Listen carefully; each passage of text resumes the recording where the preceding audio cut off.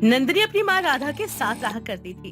नंदिनी का सपना शुरू से ही मॉडलिंग करने का था, पर अपने घर की कंडीशन की वजह से वो ना मॉडलिंग कर पाती है और ना ही आगे की पढ़ाई कर पाती है। उसके पिता की मौत के बाद से ही नंदिनी ही अपनी माँ की देखरेख करती। ऐसे एक दिन नंदिनी शाम को अपने घर आती है, जहाँ वो देखती है कि उसकी माँ बीमार होकर नीचे बेहोश पड़ी है। माँ, माँ क्या हुआ? आंखें खोलो माँ। हे भगवान, ये माँ को क्या हो गया है? माँ, आंखें खोलो माँ। नंदिनी के बार बार बोलने पर भी उसकी माँ कोई जवाब नहीं देती, जिसके बाद नंदिनी डॉक्टर के पास जाती है और उनको बुलाकर लाती है। देखिए ना डॉक्टर, माँ को क्या हो गया है? डॉक्टर नंदिनी की बात सुनकर राधा का चेकअप करता है और उसको कुछ दवाइयाँ देते हुए बोलता है, आपकी माँ को कुछ नहीं हुआ है, उनको कमजोरी की वजह से चक्कर आ गया है। और हाँ, आप अपनी माँ को टेंशन मत लेने देना, मैं कुछ दवाइयाँ लिख के दे रहा हूँ, उन्हें समय समय पर खिलाते रहना। इतना बोलकर डॉक्टर वहाँ से चला जाता है। तो वहीं अपनी माँ की तरफ देख नंदिनी की आंखों में आंसू आते हैं। समय यूं ही बीतता है। समय के साथ राधा ठीक हो जाती है। ऐसे ही एक दिन राधा अपनी बेटी से बोलती है, नंदनी बेटा देख, मेरी उम्र हो चली है। अगर कल को मेरे को कुछ हो जाए तो मेरे बाद क्या होगा तेरा? इसलिए मैं चाहती हूँ अपने जीते जी तेरी शादी करवा दूँ। तू अपने ससुराल जाएगी, अपना घर परिवार संभालेगी, तो मुझे भी चैन की नींद आएगी। अगर तू किसी को पसंद करती है तो बता दे बेटा, उसी से शादी करवा दूंगी तेरी। माँ, मैं किसी को पसंद नहीं करती, और हाँ, आपको मेरी शादी जहाँ करनी है, आप मेरी शादी वहाँ कर सकती हैं। नंदिनी अपने चेहरे पर मुस्कान लिए ये बोलकर अपने कमरे में चली जाती है। तो वहीं अब राधा अपनी बेटी का जवाब सुनकर खुश हो जाती है और हर जगह नंदिनी के रिश्ते की बात को फैला देती है। समय यूं ही बीतता है और बीतते समय के साथ बहुत जल्द नंदिनी की शादी राज नाम के एक लड़के से हो जाती है। शादी के बाद नंदिनी अपने घर की सारी जिम्मेदारियों को बखूबी संभाल लेती है।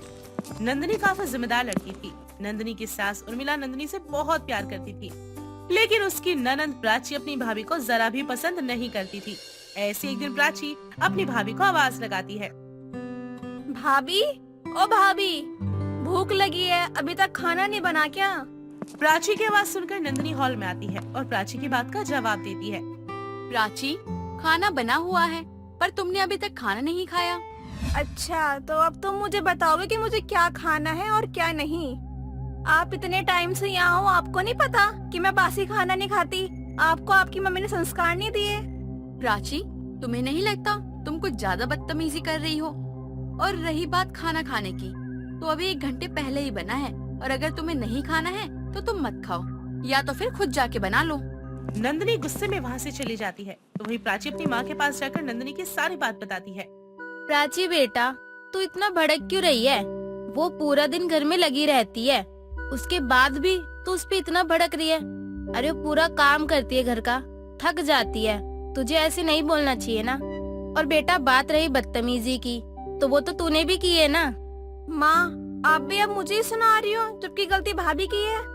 देखना, आप खुद भी एक दिन उनकी बदतमीजी के लिए सुनाओगी। प्राची भी वहाँ से चली जाती है। समय यूं ही बीतता है और एक दिन नंदिनी राज के साथ बाहर जाती है, जहाँ वो एक पोस्टर देखती है। उस पोस्टर में एक्टिंग के ऑडिशन की डेट थी। ये देख नंदिनी बस उस पोस्टर को देखती ही रह जाती है। क्या हुआ तुम्हें? तुम इस पोस्टर को इस तरह से क्यों देख रही हो? वो बस कुछ नहीं, ऐसे ही। नंदिनी अपनी नजरें चुराकर वहाँ से जाने लगती है, पर तभी राज उसका हाथ पकड़ता है और उससे जबरदस्ती पूछता है, नंदिनी, क्या बात है? कुछ तो बात लग रही है मुझे, जो तुम मुझसे छुपा रही हो। बताओ क्या बात है? राज जी, वो मेरा सपना था मैं मॉडलिंग करूं, लेकिन पापा के जाने के बाद मैं कुछ भी नहीं कर पाई। माँ और घर की जिम्मेदारियों में उलझ के रह गई थी। नंदिनी, ये तुम्हारा सपना था तो तुम्हें मुझे पहले बताना चाहिए था। तुमने पहले क्यों नहीं बताया मुझे? बताकर क्या करती राज जी? जो लड़की अपने सपने मायके में पूरे नहीं कर सकी, वो शादी के बाद क्या ही करेगी? नंदिनी, कैसी बात कर रही हो तुम? तुम ना अपना सपना पूरा कर रही हो, समझी? और मैं करवाऊंगा। पर राज जी, माँ क्या कहेंगी? अरे माँ कुछ नहीं कहेंगी, ओपन माइंड है वो तो खुश होंगी तुम्हें ये करते हुए देखकर। तुम बस ऑडिशन की तैयारी में लग जाओ। राज की बातें सुनकर नंदिनी के चेहरे पर मुस्कान आती है, जिसके बाद वो घर जाते हैं। घर जाने के बाद राज अपनी माँ से उसकी मॉडलिंग के बारे में बात करता है। भैया, मैं ये बोल रही थी कि जैसे भाभी के लक्षण दिख रहे हैं ना, मैं यही कहूँगी कि आप इनको मॉडलिंग मत करवाओ। प्राची, तू आजकल कुछ ज्यादा नहीं बोलने लग गई है? हाँ, नंदिनी सारा काम करती है घर का, ऊपर से उसका एक सपना है तो मैं वो भी पूरा ना करूं? और अपने आप को देखना, तू उसे क्या कह रही है? हाँ, खुद को देखा है तूने? हमेशा बदतमीजी करती रहती है सबसे, खुद तो बदतमीज है, अपनी भाभी को कह रही है। अपने भाई के मुंह से ऐसी बात सुनकर प्राची को बहुत बुरा लगता है और वो चुप हो जाती है। बेटा ये तो बहुत अच्छी बात है कि बहू कुछ करेगी, मुझे कोई एतराज नहीं है, पर तू तो जानता है ना कि मोहल्ले में क्या क्या बातें बनेंगी। माँ, लोगों का काम होता है बोलना। कोई हमारे घर में राशन लेके नहीं आ रहा राशन देने के लिए, तो बोलने का हक भी ना उनको नहीं होना चाहिए।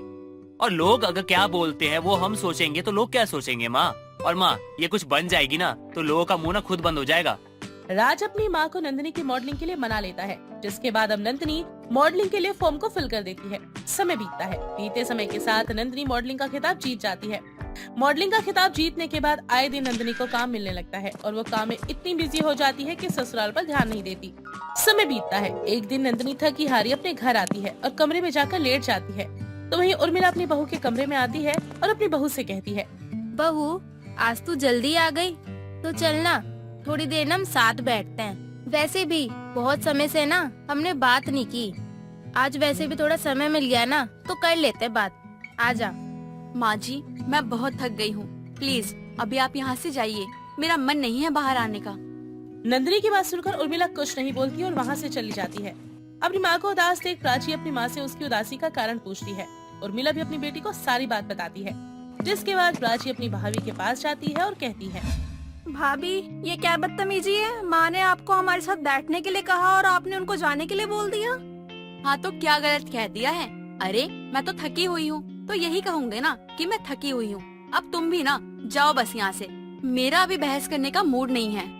नंदिनी की बात सुनकर प्राची को बहुत गुस्सा आता है और वो अपनी भाभी से लड़ने लगती है। दोनों ननद भाभी की लड़ाई हो ही रही थी कि वहाँ पर राज आ जाता है और इस वक्त नंदिनी गुस्से में अपना सारे घर का सामान फेंक देती है। पत्नी का ऐसा बर्ताव देखकर राज को बहुत गुस्सा आता है और वो नंदिनी पर चिल्लाते हुए बोलता है, नंदिनी, ये क्या बदतमीजी थी? हाँ, तुम प्राची से ऐसे कैसे बात कर सकती हो? ननद है वो तुम्हारी। वैसे ही जैसे तुम्हारी बहन मुझसे बात कर रही है। भैया मैंने आपको पहले ही बोला था कि इनको मॉडलिंग मत करवाओ, लेकिन हमारी किसी ने ना सुनी। देख लिया ना मॉडलिंग करवाने का नतीजा। अरे पहले भी तो भाभी मॉडलिंग नहीं करती थी, लेकिन घर तो संभाल रही थी ना वो। लेकिन अब देखो भाभी बाहर रहती हैं, घर का कोई काम नहीं करती, और घर में रहती भी है ना तो तमीज से बात नहीं करती किसी से भी। नंदिनी की बदतमीजी और प्राची की ऐसी बात सुनकर अब राज को अपने फैसले पर बहुत दुख हो रहा था और वो ना चाहते हुए भी एक बहुत ही बड़ा कदम उठाता है। बस बस बहुत हो गया, लेकिन अब ऐसा कुछ नहीं होगा।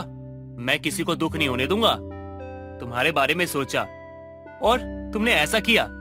तुम्हें आरामदायक जिंदगी चाहिए ना, अकेला रहना है ना तुम्हें, तो ठीक है ना, इस घर में आज से तुम अकेले रहोगी। आरामदायक जिंदगी जीना तुम। मैं अपनी माँ को और बहन को लेकर जा रहा हूँ और यहाँ कभी वापस नहीं आऊंगा, क्योंकि तुम तो कॉम्प्रोमाइज करोगी नहीं हमारे साथ, तो हम क्यों करें? हम भी जा रहे हैं यहाँ से। अब मैंने सोच लिया है कि मैं अपनी माँ और बहन को लेकर जा रहा हूँ। राज की बात सुनकर नंदिनी चुप हो जाती है और अपनी आंखों में आंसू लिए राज से कहती है, राज, मैं भले ही अपने संस्कार भूल गई हूँ, लेकिन मैं अपनी फैमिली को नहीं छोड़ सकती। मैं मानती हूँ कि मेरी बदतमीजी बढ़ गई है। मैं अपनी फैमिली के बिना नहीं रह सकती। राज, मुझे माफ कर दो।